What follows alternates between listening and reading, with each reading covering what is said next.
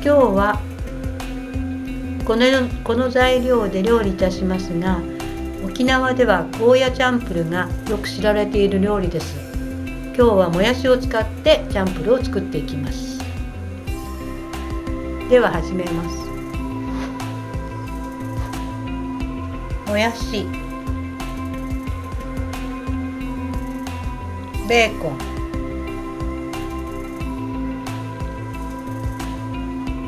卵を使います。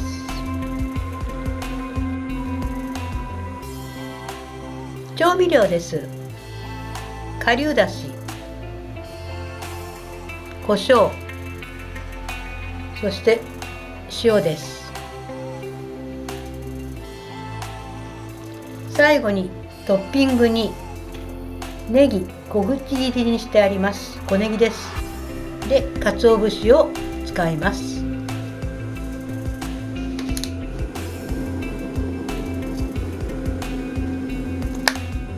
油をひいていきます。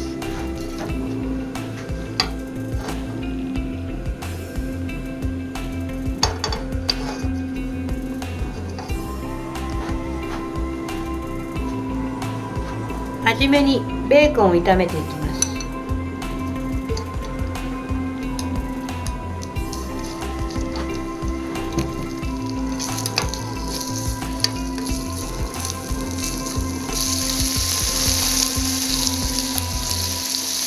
次にもやしを入れます。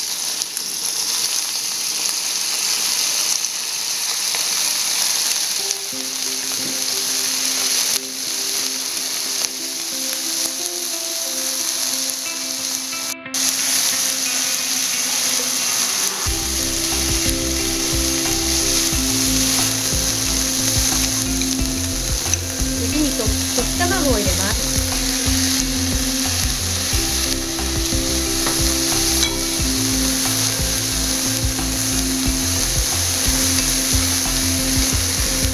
ここに和風だしを入れます。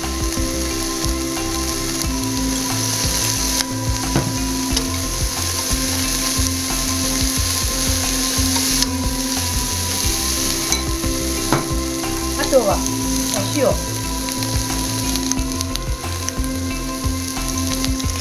胡椒です。味をつけます。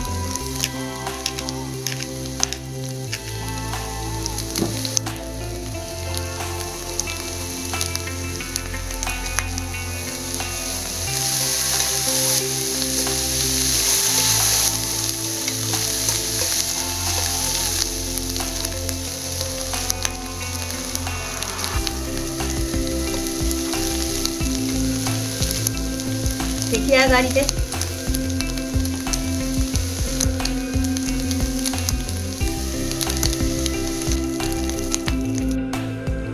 できましたらお好みで削り節、鰹節ですね。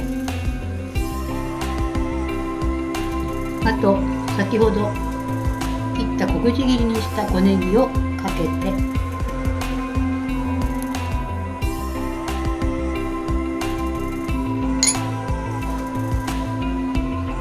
召し上がっていただくといいと思います。